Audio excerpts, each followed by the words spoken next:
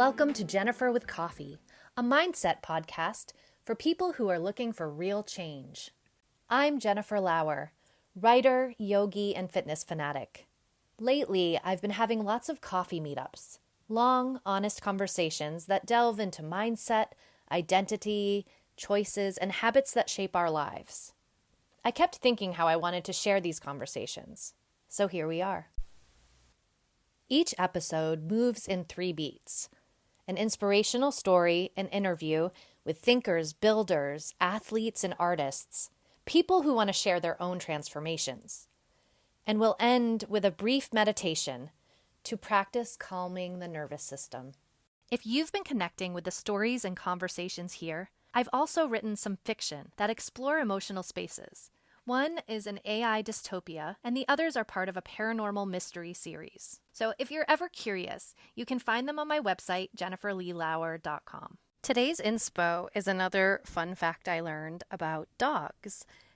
This one is really interesting that they even did this study, but there was a PubMed study that dogs are sensitive to small variations in the Earth's magnetic field. What this says really is just that they are super aware of what's going on. But the way that they tested them was when a dog does their business, the reason why they're searching around for the perfect spot is because they align themselves with a north-south axis of the Earth's magnetic field, and they also prefer to go when the magnetic field is calm. The magnetic field is meaningful to all of us. If you know me, I listen to it all of the time, but I'm a big fan of listening to Schumann's resonance, which is essentially the sound of the earth. It's like the heartbeat of the earth, and I will put a link in the show notes of this episode. But if you want to listen to Schumann's resonance, there is a YouTube version that NASA posted, and it's like about 2 hours long. So you can listen to it for quite a long time and in the background.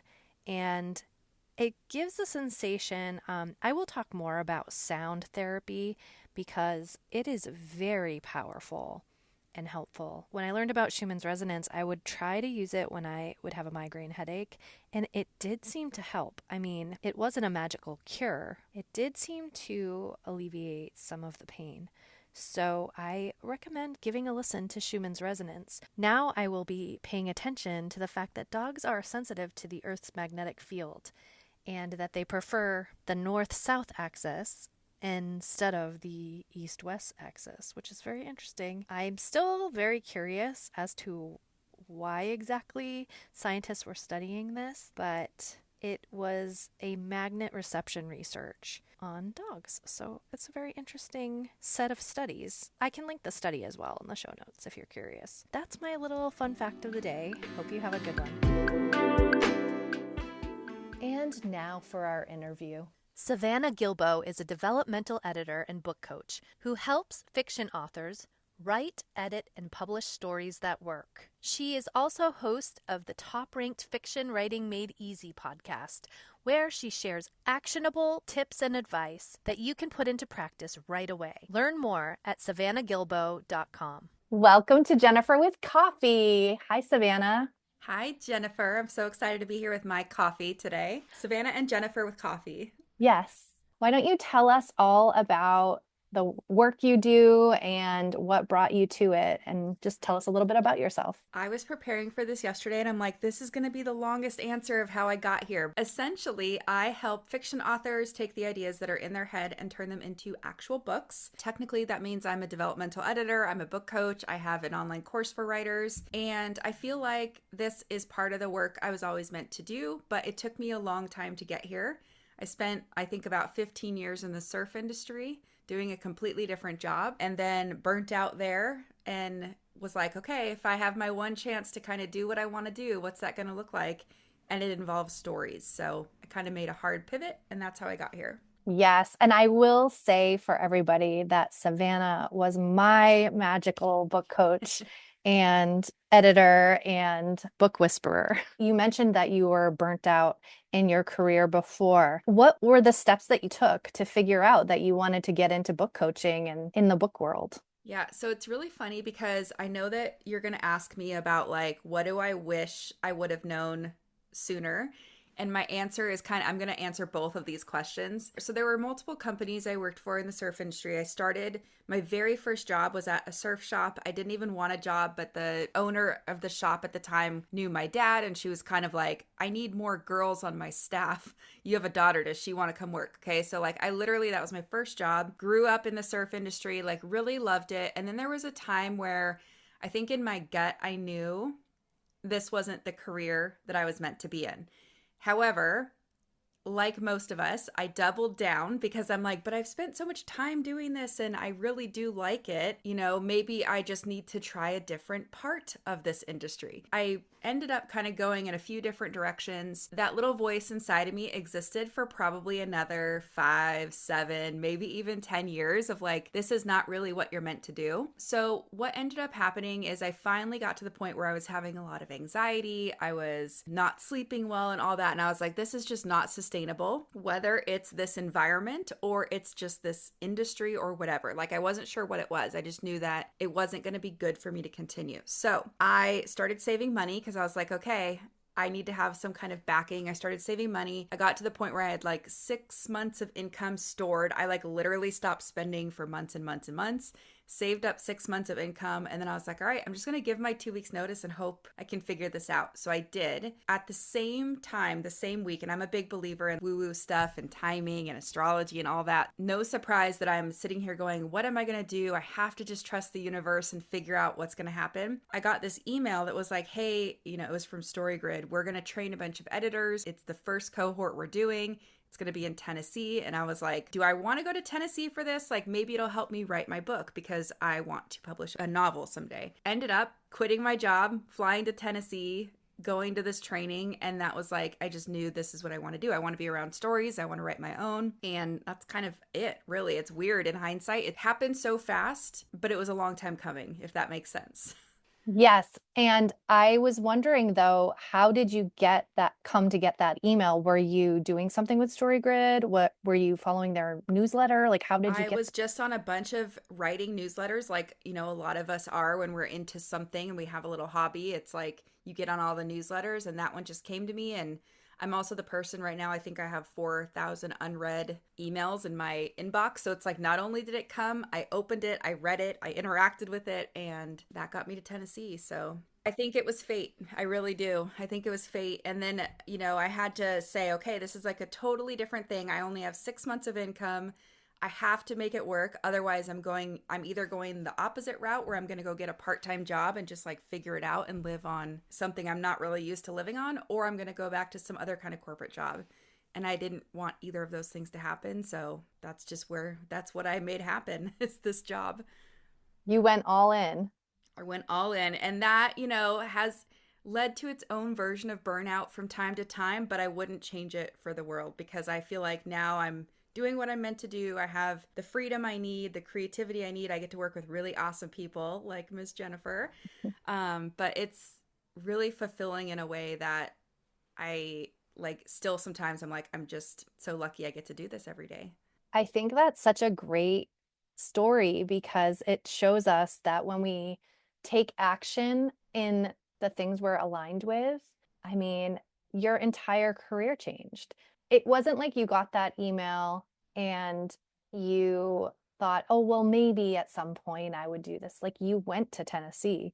That's Yeah. a big leap. You Yeah. took the big, bold action in order to change your life. Like I'm not surprised. You kind of were given this opportunity and then you grabbed it and you took action. I'm a big believer too in like you put what you want kind of out there in the universe and the universe gives you doorways. And I think that like, I don't know why I imagine this, but it's like you only have 5 doorways, right? And they can be open or they can be closed. And because I stayed at that job for so long, all my doors were closed, and it's like maybe the doors represent different things in your life, like relationships or work or whatever, but all my doors were closed. So as soon as I put in my notice, I literally left, was still working my 2 weeks when I got that email. I feel like I had to let go of the one thing to be open to the other thing, which I know is a thing people say, but I was really, really into astrology at that time too. And it was like, the universe is going to deliver what you need. And I'm like, okay, because I can't keep doing this. So like, I got to trust something, it worked out. It did. And now you have this really successful business. Tell us a little bit about Notes to Novel and your business. Yeah. So essentially, what I do is I have a podcast that I put out weekly. That's like one silo of my business. What's it Um, called? it's called Fiction Writing Made Easy. And then I have a course that's called Notes to Novel. And that's where I primarily work with people these days. So it's like group coaching program. We go from idea to a very thorough outline. And then, with the goal that the writer can take that and go finish their draft. So those are primarily like the two big silos. I also have a back end membership that's for graduates of Notes to Novel. And then I do a bunch of like various random things like speak at summits and I create content. I wrote an analysis of the first Harry Potter book and just random things. Part of what I like about my job is I can kind of follow the fun, like whatever I'm feeling like doing, I can do because I work for myself, which has pros and cons, of course. One thing I really like about it is I can follow wherever my curiosity goes. I love that. I just want to shout out your book on Harry Potter because it is such an essential book. If you're a writer and you want to learn structure in a really digestible, well-written way, Savannah's book is amazing. I will link it in the show notes. It was such a fun project for me, and that was done through StoryGrid as my publisher. So I always think about like, I got so much personal value studying a book that I love. I've loved Harry Potter my whole life. I'm also the person that I love seeing patterns and I love taking things apart to figure out how they work so that I can like either put them back together or build something like it or whatever. So personally, that project was very satisfying and very fun for me. In hindsight, sometimes I'm like, I never would have even gotten to do that. I would have been still kind of on the other side of the fence wondering, how does a book like this make me feel so many things? And how does it work if I had never taken that big leap back in the day? So it was super scary, but it equated to so many good things these days. Can you tell me what happened when you got back? What was like the next step to getting you to this business that you now have? The next step, I'm laughing a little because the next step was like reality hit of like, okay, Yeah. I feel like I have the tools. I've never had my own online business before. So I literally had to do everything from the ground up. I remember being in Tennessee and I'm like, all right, I got to like make a website, figure out, do I need to be incorporated or an LLC or like, what do I need to do? So it was literally from the ground up. And I remember on the plane back, I was kind of like, okay, what business wise, like what kind of money do I need to make to even sustain my life? And that was like my bare minimum for the first year, just having to figure out all these things from the smallest things to the biggest things of how you're going to make money to support yourself. Right when I got back, it was all that kind of stuff, which isn't the most fun. I'll say it's not the most fun stuff to do. I remember during that point, like I would wake up and I would start working and then I would work all the way until I was so tired I couldn't stay awake. And I got really close to burnout again. And I was like, okay, this is not going to work either. Is there a way that I don't have to like kill myself to get what I want? You hear this in a lot of different areas in life that do less to, and I know Jennifer's going to be like, don't tell me this, do less things to have more of the result you want, or like focus on the 80-20. So that was literally all I did is just like focus on what's the biggest thing I can do. I worked with clients, then I built my course. I had to say no to a lot of shiny objects, which was really hard, but I was so determined to not go back to a corporate job that was literally what kept me going. It sounds negative, but it was such a fuel under my butt of this is going to work because I'm not going back there. It sounds like you figured out something that a lot of people don't figure out until they're in the weeds with it. Yeah. Do you have any tips for people who are in burnout? Like, what were some things you did to help you recover from burnout? In hindsight, I've learned that I have to just follow the feeling. Like I got close because now I can identify like what are the warning signs that I'm headed towards burnout. There's a lot of them. Like I'll just be really tired physically. I'll start like forgetting things a little bit more than I typically would. I won't feel as excited about things. And once I see these little warning signs now, I'm like, okay, what's the last thing I want to do? Rest. What's the thing I need to do? Rest. If you want to avoid that, which of course you do, I think rest is a big one. Play is a big one. Like I will get on the floor with my dogs and I have 3 dogs. We'll do all kinds of little games or I'll groom them. I like trim their little paw hairs or whatever, just to get out of my head and get back into reality. You're going to need to spend more time resting and doing things like that than you think you need. But it's like, I think it's the only recipe for moving your body and stuff like that. But it's the only recipe for burnout. You're not going to force your way through burnout, unfortunately. And that's probably exactly what the kind of people who get to burnout think. Yeah. Like you have to suffer through Yeah. to get your success or to get where you want to go. Yeah. I've also learned that with my menstrual cycle, that is like, because I'm a big pattern person. So once I hear something about track your cycles and track your energy level, I'm like, I'm going to do that because I want to see what the pattern says, you know? So I started doing that. And once I realized that there is a real true pattern where, not only do I feel a certain way physically, but there's one week during the month where I am so creative. I will produce so many things, write emails, I'll write blog posts, I'm scripting podcast episodes, I'm doing all these things that are creative. And then there's also one week where it's like walking through molasses and I can't get my brain to do hard things. So that's when I spend time like in my inbox or just doing things that don't require a lot of creative or logical thought. And once I started tracking that and then I gave myself permission to follow the flow, pun kind of intended, things just became easier too. So now I'm not so hard on myself when I have that week where it feels like I'm wading through molasses because I know it's going to come. All of the things that you're saying, I feel like are connected to self-awareness. Yeah. You just really need to listen to yourself. Mm-hmm. And whether it's physically through your cycle, whether it's through what lights you up, what gets you excited. I loved also how you said that your tips for burnout were rest, which I think a lot of people hear, and it is difficult to do that. And then play, which is a thing I think probably most people don't even consider because play seems like something, Indulgent. yes, how dare I play right now when I could be making something, building something, producing something. It's very Well, American for us to not play. and how dare I rest too, right? It's the same thing. How dare I take time for myself? How dare I do what I know my body and mind needs? But it's like that's the only way you're going to get out of it. Yeah, it's No kind of choice. you have to do all of the things that you are preventing yourself from doing. And then once you do them, you have more energy to Yeah. do the things you have to do. And you recover quicker. That's another thing I've noticed is like you can try to fight your way through it and you might be in that state for 2.5 weeks. Or you can just get on board with this is how I'm feeling and I need to take a break or I need to play or move my body, whatever. And then 2 days later, you'll feel totally fine. Why resist? Hard lesson learned, I'll say. It's such a testament to where you are now, though, right? Like you were in this place where you're doing something that wasn't aligned. And then you chose to do the thing you are aligned. But, like, of course, that's not just the end of the story. It's like, oh, how do I make this work in my life? And how do I keep finding those things? Your journey continues. You still have goals and ambition. And do you have any advice for somebody who is looking to follow their joy? That's one of my favorite parts of your story is you weren't even really sure what that was going to be yet. Obviously, you knew you loved reading and books and writing. You were following writing newsletters. But I love that you just weren't even sure yet. And then you just get this email and it's like, oh, let me follow this and see where it goes. Yeah. So what if somebody is kind of in that place where they feel like where they are now is not aligned with their soul, but they really have no idea what is? Do you have any advice for them?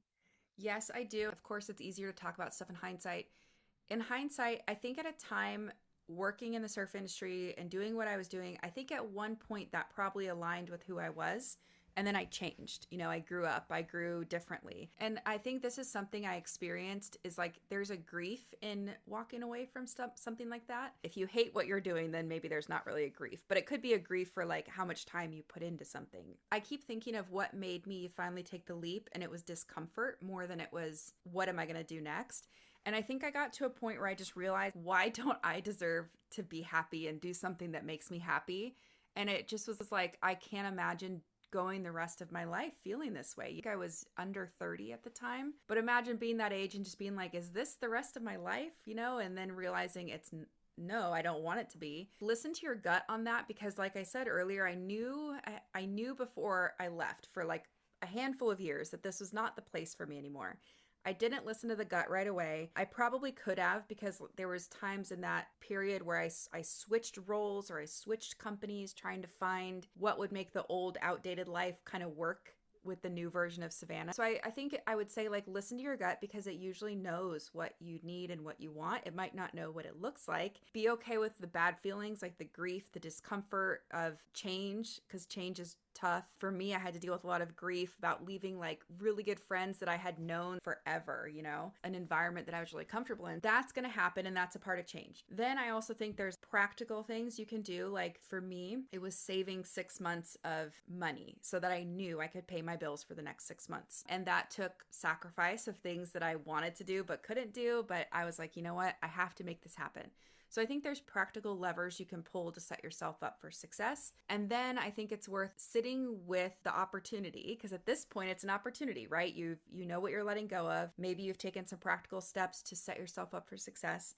Sit with the quiet and the opportunity and think about like, what do I want to do? It doesn't have to look like a specific job or a specific thing. Cause like for me, I just knew like I love books. I love stories. I love being around creative people. I didn't know what that would equate to. And I feel like the universe delivered something to me. That's the best advice. It's like when you're in the situation, listen to yourself. When you know you're about to transition out of it, prepare as much as you can. And then also like be open and listen to yourself again on the other side of it. It's funny when you're saying that, I was thinking about how you were putting tokens into the universe the entire time you were saving that money, because you were saving up the 6 months of extra money, giving credence to finding this thing at the end as proof that you are going to find this thing that you're meant to do. My whole point of this podcast is I want people to see what it took. Sometimes we see the before and the after of someone's life or a transformation in their life. You know, we have so many. The before and after makes it seem like it was like a blink of an eye, an overnight change. And most of the time, it's just these like small baby steps over an extended period of time. And our culture rewards very quick clicking by, and you're seeing something that should unfold in a more natural time, I think. Yeah.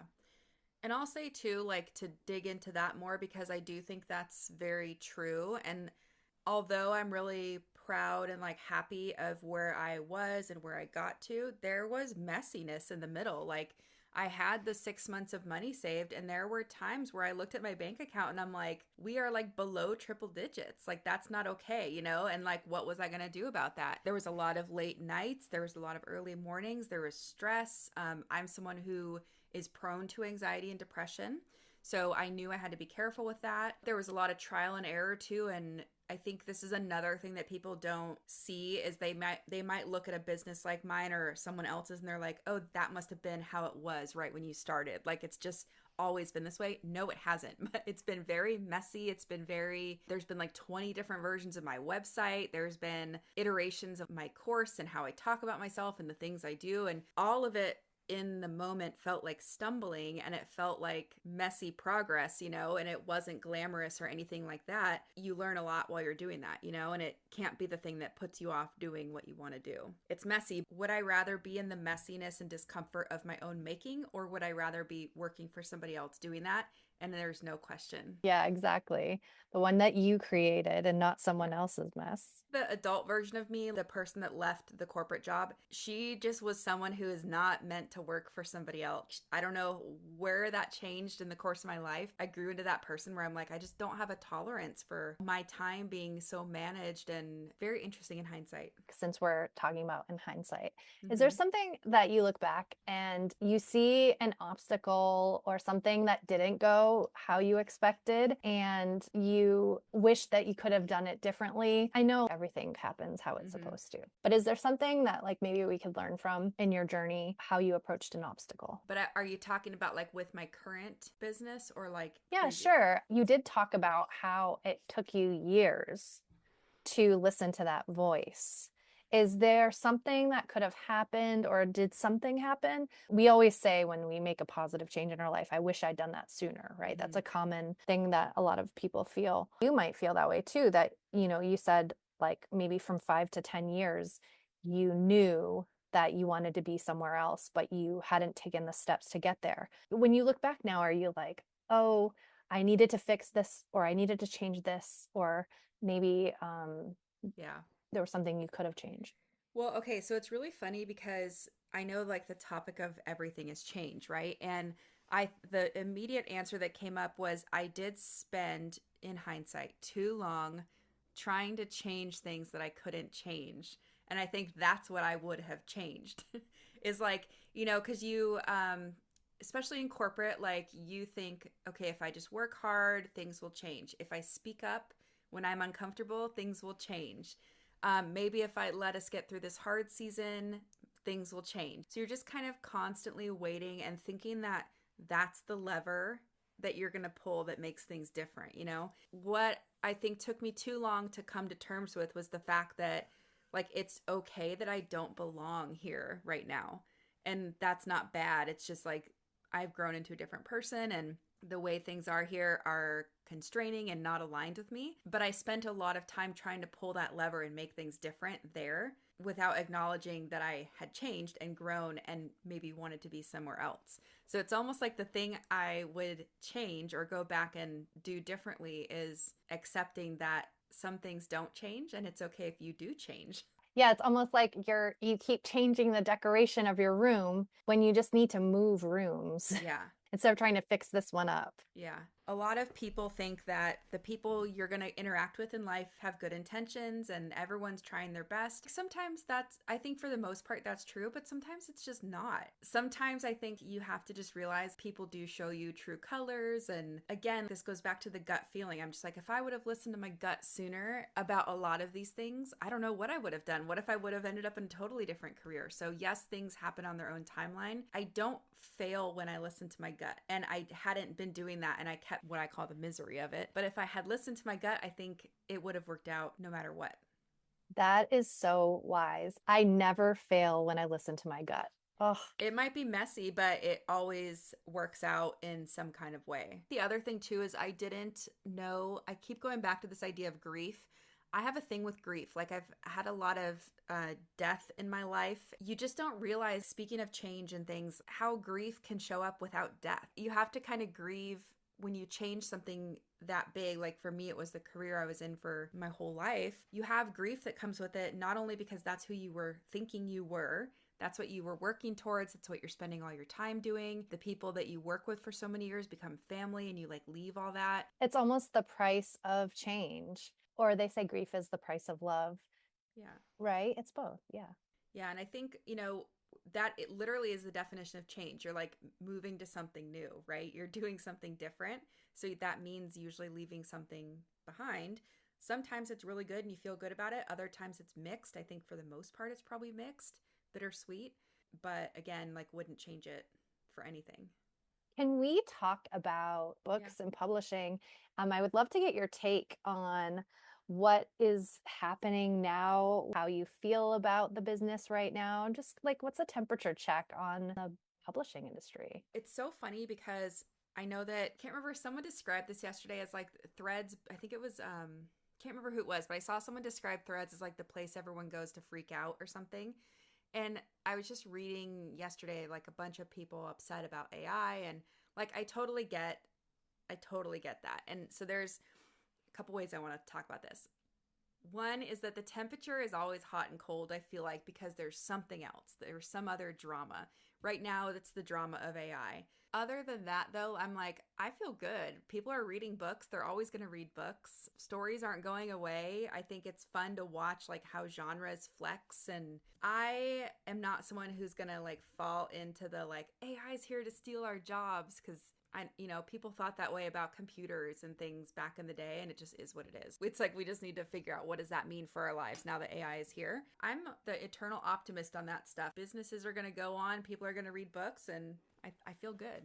It's interesting to watch the industry change. It's Mm-hmm. changed a lot even since I wrote my book. My first book came out in 2023, which feels like forever I ago know. in publishing, I know.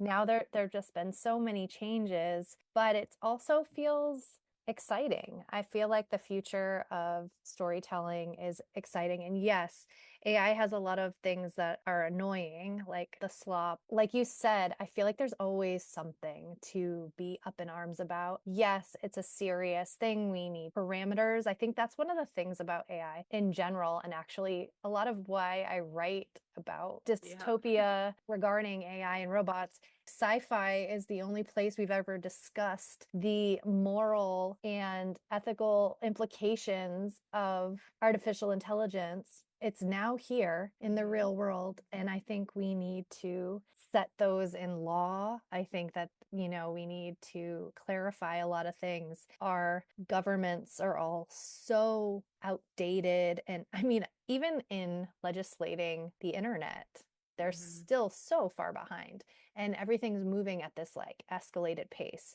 I am also very optimistic, even with all of the outcry about AI. Stories being told is the most human thing that exists. And I think it will continue to go forward. And I will continue to be an avid reader of those stories myself and writer.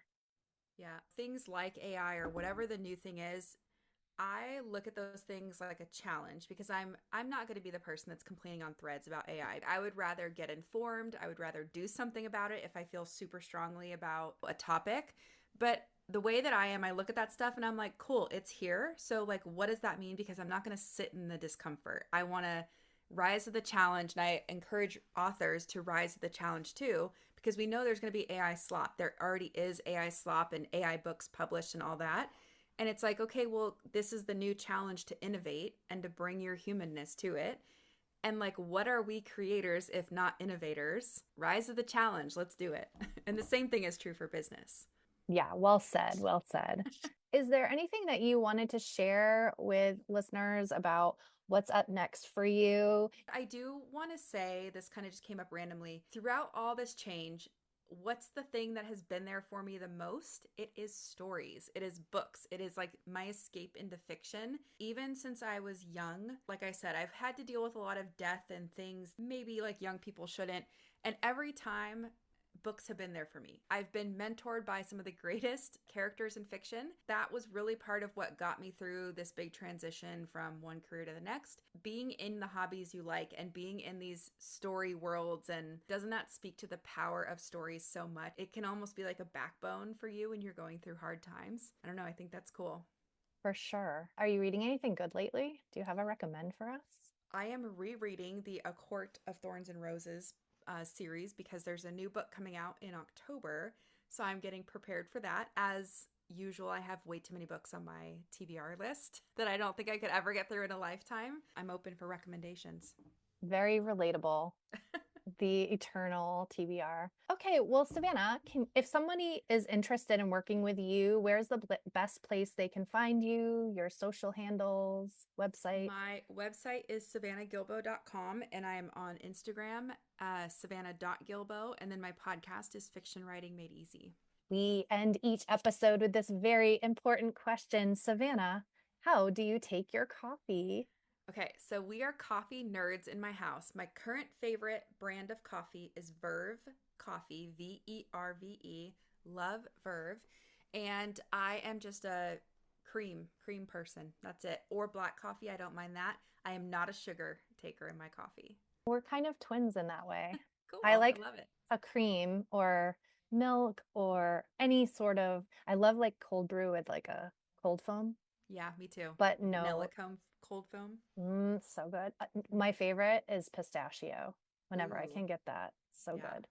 But yeah, no extra sweetener. I like that bitter I like coffee. the coffee taste. Yeah.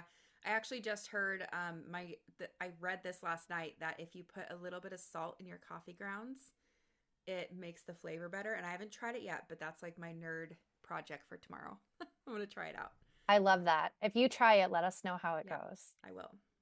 Thank you so much for being on Jennifer with Coffee. It was great Thank you chatting for with you. having me. I'm so happy to be here.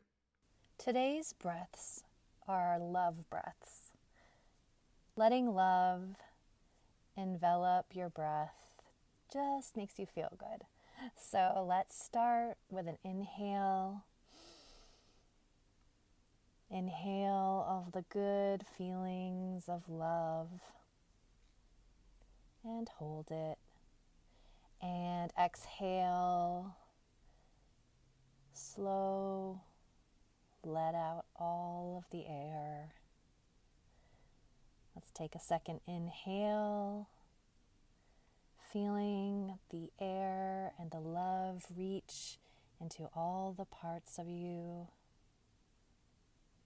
And exhale, breathing out slowly.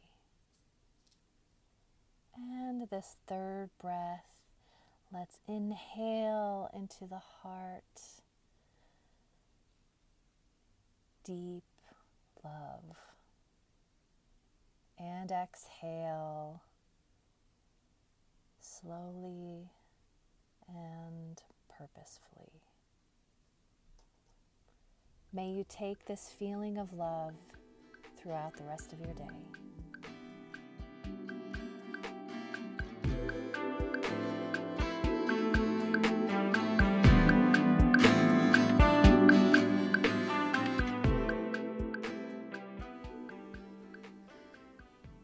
Thank you for listening to Jennifer with Coffee. Follow us on Instagram at Jennifer with Coffee and on Substack. This has been a Kings of Content production. Music by Oreo CC.